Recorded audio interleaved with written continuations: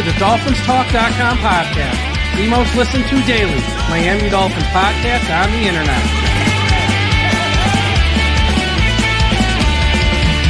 Miami's got the Dolphins, the greatest of all. Come on, Dolphins fans. Time to fins up. We're in the air, we're on the ground, we're always in control. And when you say Miami, you're talking to the ball. Cause we're the Miami Dolphins, Miami Dolphins, Miami Dolphins number one. Miami Dolphins, Miami Dolphins, Miami Dolphins number one.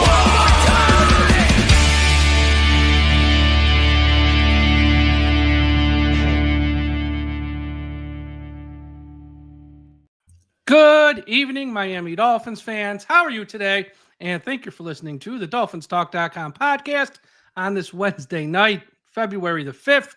I'm your host, Michael Leva. I am not flying solo tonight, as I am joined by Tom Ernest from right here at DolphinsTalk.com. Tom, how you doing? I'm doing well, Mike. We are on the precipice of the Super Bowl. Of course, the Dolphins not playing, but, you know, good times, good eats, and the end of the NFL season's upon us officially. I mean, the Dolphins have been done, obviously, for a long time. But we're getting close to the actual end of the season, and then 2 weeks after that, it kicks right back up again with the NFL Combine. Yeah, and we're going to talk about free agency and stuff on today's show. We're not going to talk Super Bowl. Here's why we're not talking Super Bowl. Because Thursday evening, myself, Josh Katzker, Aaron the Brain, and Tom, if you want to join, there's an open invite on Dolphins Talk Extra, patreon.com/Dolphins Talk, $3 a month. We're going to have our Super Bowl Bonanza show. We're going to preview the game, have a food draft for the best food and snacks to have as you watch the game, and we're going to go over a bunch of prop bets that we like, some that we don't like, and some of the bets we're going to be placing. It is a Super Bowl Bonanza show. Thursday night, so 24 hours from this live recording on our Patreon service, Dolphins Talk Extra. So go to patreon.com/Dolphins Talk.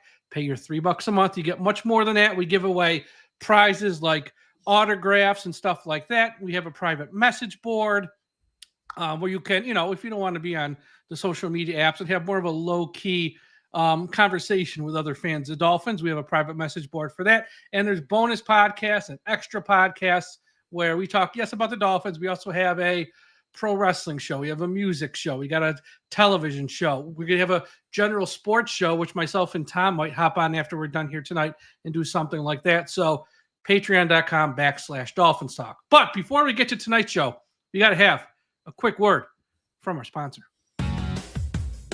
The DolphinsTalk.com podcast network is sponsored by Caneswear. Caneswear is the place to go for officially licensed apparel for the Miami Dolphins, Miami Heat, the Hurricanes, Florida Panthers, and all of the professional and college teams in South Florida.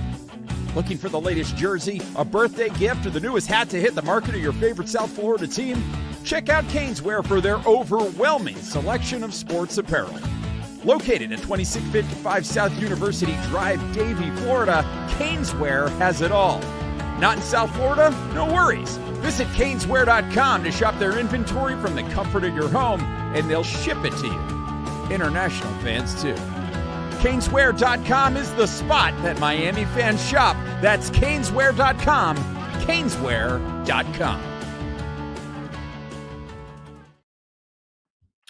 All right, so we are right now on February the 5th. You know, things are kind of quiet in the world of the Dolphins. It looks like we've survived and are probably going to be keeping Darrell Bevel and Anthony Weaver. Nothing's official yet. Things can always turn sideways here. Even with, I know people think that since the Raiders hired Chip Kelly that he's safe Bevel. You know, they could hire him for another role on their staff and give him the assistant head coach title, and he's gone out the door. But it looks like both are going to be staying unless something unforeseen happens. So now we turn our attention here to free agency, and which is about 1 month away, probably 5 weeks actually, which is not that far. It's going to fly by. And I think, Tom, this offseason for Miami is a crucial one. Everyone is assuming that Chris Grier and Mike McDaniel are on the hot seat. I'm not sure those assumptions are correct. I think Mike McDaniel's probably on the hot seat. I think Chris Grier, you know, he's going to be here till he dies. And you know, he might not be the general manager after this year. But, even if things don't work out well, he could move up to a senior advisor role, which is still pulling the strings. So I don't think he's in any danger of not getting a paycheck from Mr. Ross. But either way, let's start with this quick question, then I want to go to a larger point. Would you say it's a safe assumption that the vast majority of Miami Dolphins fans have lost faith and confidence in Chris Grier? Would you say, wait, repeat that. You said, would you say the vast majority of fans of the Dolphins that they've lost confidence and faith in Chris Grier as the general manager? 110%. Okay. So to that point, most of your smart fans, not your lunatics on social media, your smart, level-headed, rank and file Miami Dolphins fans have lost faith in the GM. But he's going to be running this offseason, free agency in the draft. So I guess my question is, let's start the conversation this way. What are realistic expectations for the Dolphins this offseason? They don't have a lot of salary cap space. Right now, they're $12 million over. Yes, they can cut space. We know that, and they will. But even if they cut, they're still not going to have a ton. And they don't have a lot of chips here to make a trade, to make a big, bold trade to acquire a big-name superstar. When you factor in, they don't have much to trade. They don't have the space to pay such a player. And then you have holes on the offensive line, multiple guys you're going to need there. You got one tight end on a roster who's any good. Wide receiver outside of the top two, you got nobody. Nose tackle, you got nothing. End, you got nothing. Linebacker, you got one guy in Brooks. Safety, the only safety under contract right now is Patrick McMorris. And at cornerback, Cam Smith's a bust. And you got Ramsey because they're going to cut Kendall Fuller to free up $9.5 million. So this roster's got holes anywhere. My question is, how much faith do you have in Chris Grier this offseason to do an adequate job? I have faith that he's going to do an adequate job because without getting into the cap gymnastics and how things are going to operate, the Dolphins are going to have money, right? Just like every other NFL team, they'll have money before free agency begins. Not a lot of money, though. How they get there is the big question, because from my own perspective, my own cap gymnastics, without touching Tua Tagovailoa, Tyreek Hill, and Teron Armstead, I got them at around $41-42 million of salary cap space. The biggest money that you get is Tua's contract. It's about almost $20 million in freed up cap space. They are tied to him at the hip, no pun. We'll see what they do. I know Ross is going to have a little bit of a leash on, who's getting restructured. You can forget Tyreek Hill. He's not getting restructured. That contract's staying the way it is. And if they do anything to that contract, I might lose my mind based on already in the offseason. I don't know if we're going to talk about it, but there's already Tyreek Hill news that it's out there. It's on our website. I don't want to talk about it on the show because it's just the same old shit. Old shit. Same old shit, different day. Up on the website. So if you don't know what we're talking about, I don't want to spend 1 second on it on the show, but go to the website, DolphinsTalk.com. You can read about it. But it's literally, if you thought, and yes, this happened last year, but it's just new information, but the same old shit. Yeah. The big key for the Dolphins is how they get these, get some of these guys. Because like you said, there are glaring needs on the roster, particularly two offensive guard spots that need to be starters. Number one, they need to get a true, reliable number 3 wide receiver on this roster. They have ways to do that through the draft. I get it, but you have free agency first. You have options. There's going to be plenty of guys available on the free agent market. Find someone reliable as a number 3 and still draft a wide receiver. And honestly, I don't care if it's at 13. I don't care if it's at 48. I don't care if it's 98. I don't care. Draft a wide receiver that can play day one. Defensively, they have holes. The Dolphins will have cap space. They are going to use the void years. They are going to use the no tax. They're going to show how great it is to be a Miami Dolphin, how well we treat our players. We're number one in this category, number one in that category. They will sell the goods. It's what is produced on the field that matters the most. So we are here once again going to give, praising grades for free agent signings and everything else. But all that matters is what the hell happens come September. So I'm prepared for the Dolphins to be aggressive in free agency, and they will find ways to make it work on the cap, just like every other team does. Yeah, I'm not, and I have the opposing view, which I'll give. But right here we have a question in our chat from David. Jonnu is not reliable. No, he's a tight end. That's the problem. We're talking wide receiver. Tight end. We're talking wide receiver because this is what happens when if Hill goes down, Waddle goes down. Jonnu's not going out to play wide receiver. Okay, he's a tight end, which is fine, and he's very good.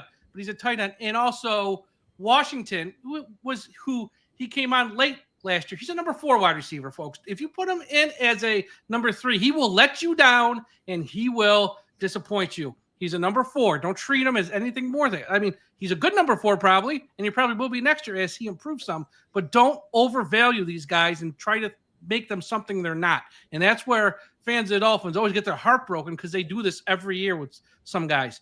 Preston Williams. Yeah, well, I mean, look, there's a laundry list of guys we could say this about. But to me, there's a lot going on this offseason, and I don't think it's going to have a lot of buzz.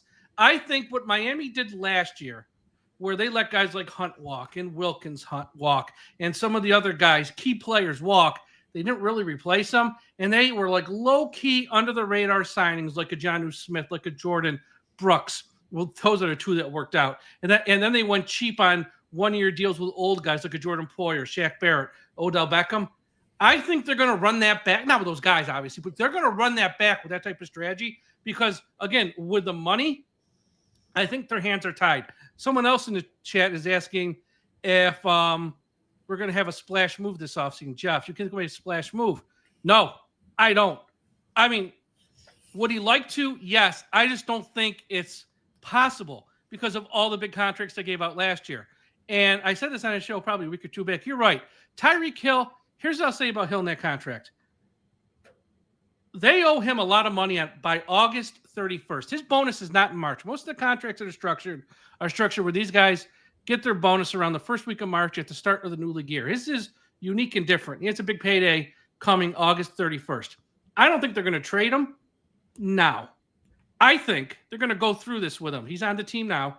He's on the team in February, March, April, May, June, and July. If they get to camp and they see the roster, and if this guy's still causing headlines, still running his yap, and still causing drama, I think they'd be more. And at that point, the cap, you have an idea of what your cap's going to be too. If they feel, you know what, this is our chance. This is our chance. We don't have to write the big fat check. Yes, we're going to eat all the dead money. Yes, it will hurt us on the field, but we feel somewhat confident enough with what we got. And we're going to set up our draft in 2026, 2027 by getting whatever we get in return. I think there's a chance. It's not a good chance. There's a chance he's gone, but it ain't going to be till August. They're not going to trade him now. That ain't happening. But in August, once they see what their roster is, if you know what, bye-bye, asshole. It could be that. I'm not saying it will happen. I'm saying if it does, it will happen then. And with Tua, I said this on the show. Look, here's the deal. If they give this guy the max restructure, this team is not only screwed in 2025, it's screwed in 2026, 27, 28, and into 2029 because it's going to kill their cap. And don't tell me the cap goes up every year. It goes up for every team, so it's relative. It will destroy their cap. Nothing against Tua. But if you think he's anything more than average, and that's what he is, he's an average quarterback who's always hurt and plays his worst games in the biggest spotlight, then you cannot keep just kicking the can down the road to him. Just eat the contract you gave him last year for a couple more years. Then after 2027, you move on and everyone goes their separate ways. But if they give him a max restructure, they're idiots. And that's pretty much, I don't care what they do this offseason. That's the one thing they can't do. And it's not because I hate Tua or Tua stand. Guys, think about this logically. If you're a fan of this team, it's just logic and math. It's not about being a two stand, you're a hater. That's all nonsense. That's all on social media. Take the emotion out of it and just look at it from a football perspective. That's the only move they got, is not to touch that deal, especially with a max restructure. So I don't think they do that, but I think they're going to kick it back with, one or two low-key signings, and then, sign some older guys for one-year deals and hope that they are better than Jordan, Poyer, Shaq Barrett, and Odell Beckham. And I will say this before I send it back to you, Tom. If they let Javon Holland walk, which I am A-okay with, if they let him walk as a free agent, fine. They don't want to pay him. We feel they can get someone just as good cheaper. I'm okay with it. I'm not going to be mad. But if Chris Grier then says, well, I can't make any big signings now because we're going to get a comp pick at the end of round 3 in 2026, then I'm done. I mean, seriously, if we're playing this comp pick game again, after it burned you last year with Wilkins, if we're playing that game again for Javon Holland, then this organization is truly as dumb as the rest of the league probably thinks it is. They cannot do that. If Holland walks, great. Don't worry about compensatory picks. It doesn't matter. Yeah, I don't want them to play the comp game again. I understood the reasoning behind it last year is because there was no foresight on signing these guys when they were mid-tier players, right? You could have got Wilkins for far lower than the contract that he got. The same with Robert Hunt. Robert Hunt was a good football player his first 2 years. After that second year, you talk extension with Robert Hunt because you could have signed him for a below market deal. And if he's still out, if he played as well as he did in 2020, the 2023 season, right? At that point, then you can nudge his number up a little bit. They're doing it right with Zach Sealer, if you think about it, right? They got him very cheap. He played well. They gave him a little extension. I wouldn't be surprised if they gave him a little bit of nudge again. Because here's the deal. It'll free up cap. If they restructure him, he's only going to say yes if they add money and years. He's not going to do them a favor this time. So they can restructure him, but he's going to want a little bit of a bump. Which is fine. I would pay him. He's actually the one guy in this team who seems like he gives a shit. So I wouldn't mind doing that, actually. Give him a little bump and add a year or two. But that's the only way he'll do a restructure because he's not going to be a good soldier again. Yeah. 100%. And I think that is the most logical way, A, to free up cap. B, you're going to pay him more of what he's truly worth. Yes. Because his performance is way above. He shows up every week. He shows up every week. He cares. He's the one guy who cares. He does. So there was no foresight on either of those guys. There is foresight with Javon Holland. You had the opportunity. You didn't do it. He wanted to play out his contract, which was his prerogative. And last year he sucked. All right, let's be real. He was not very good. You could tell by his play. You could tell that he was making business decisions on certain plays where he wasn't doing the right thing, which is go as hard as you can for a tackle. He was trying to arm tackle a lot of people, whiffed a lot of tackles, so on and so forth. So let him go. That's perfectly fine. But now you got to get at least 3 safeties in the group. You need 2 starters. McMorris is a developmental guy. He's not going to be a starter for you next year. Better not be. It would be very shocking unless it's caused by injury. But they need to find viable starters, 2 new ones. I'm a big fan of a couple guys in this draft. Starks out of Georgia and Watts out of Notre Dame. If you're not taking one of them in the first round, hopefully one of them is available at 48 because you need playmakers in the back end, and those 2 guys real are fantastic. Quick. Yes. Look at the kid from South Carolina. Where did Chris Grier's son go to school? Who played with Cam Smith? I mean, we like to think, he wouldn't do that. Well, he probably did it once, and he might do it again. So just when you talk about young safeties, throw that kid in the mix. He might have an edge in Miami. Yeah, he might. And he's not going to be, high pick, so to speak. I think he's going to go. He'll be in the first 2 days. Would burn a 13th overall pick on him? Oh, God. I hope not. I've had enough of reaching for players. Granted, I thought Chop Robinson was a reach last year. It is well documented. I thought it was. I could be wrong because Chop Robinson was very good last year. Yeah, I didn't think he was a reach. I thought that was pretty where he was going to go. Look it up.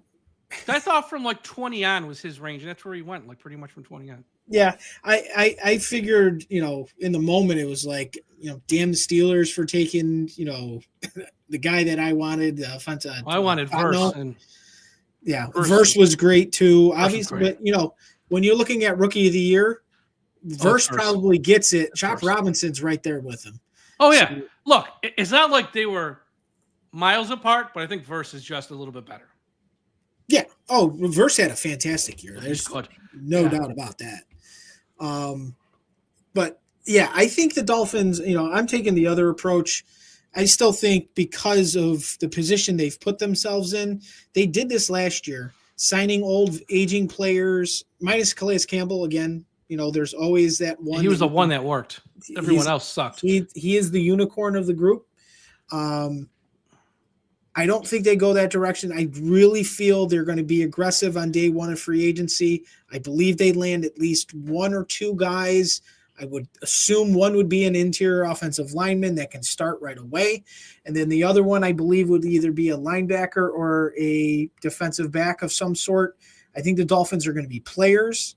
It's how they structure the deal. I think Brandon Shore is very smart in how he structures these deals. To get these guys under contract for that first year and keep the cap fluid. But yeah, there's a lot of work to do. I don't think they're going to sit on their hands. I'm in the full opposite spectrum of that because in 2026, if you do not touch Tyreek Hill's deal or you don't trade him and he plays his final year out or you trade him in season, Dolphins are getting $50 million in salary cap space. They're going to be in a plethora of picks or a draft picks and as well as the cap space in 2026. Hopefully Chris Grier is not the one pulling the trigger on these things, but the Dolphins will be an attractive job if it becomes available because they will have cap and they will have the draft picks. Well, yes and no. It's not going to be attractive because who's the owner?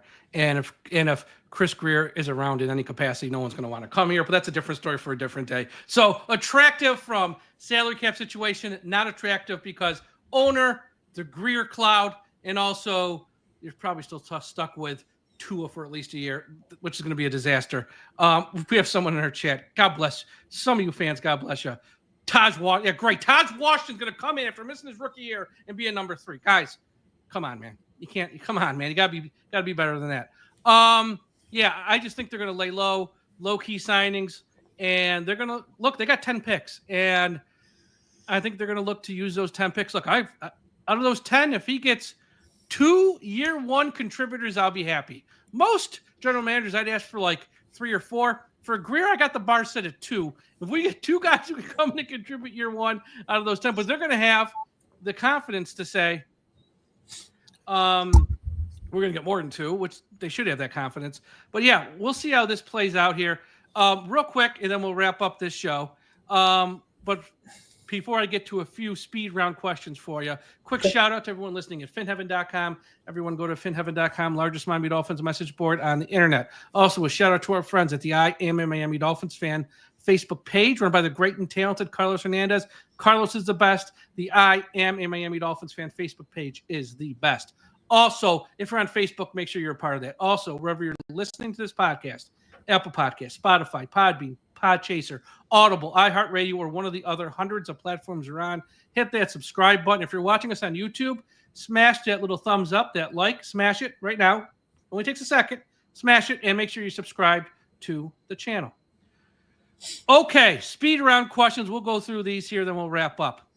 Do you see Miami signing a vet backup quarterback with a recognizable name? I'm not going to go through all of them. Yes. You know what a recognizable name is. Of course. Or do you think they'll just re-sign Tyler Huntley and say we're good? They're going to go get someone in free agency. Okay. Here's my follow-up to that. Not really a follow-up, more of a statement. I said this Monday, and I stand by it. I want to get your thoughts. I have no problem if they go out there and sign Marcus Mariota, because that came out Monday. Yeah. Schefter, keep an eye on Tim in Miami. I get it. And I'm fine with that because you throw him in there with everyone else, Mac Jones, they're all the same to me. They're all the same. I'm not going to get worked up if they sign any one of those, Andy Dalton, Mason Rudolph, they're all virtually the same in my eyes. So, but if they sign him, they better be signing him because he's the best man for the job and not because he's friends with Tua and he makes Tua feel comfortable in the quarter. Like if they're signing him for that reason, then this organization is going to have another 25 years without a playoff. And they better sign him because he's the best man for the job. And don't do it to placate the starting quarterback because there's been enough of that the first 5 years. Yeah, I'm not opposed, but like you said, it's got to be the fit. It's got to be for football. 100%. It's got to be for football. I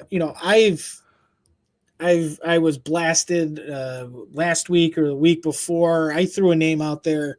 I threw Zach Wilson's name out there. I want Zach Wilson as an option because he's got a live arm and he's mobile.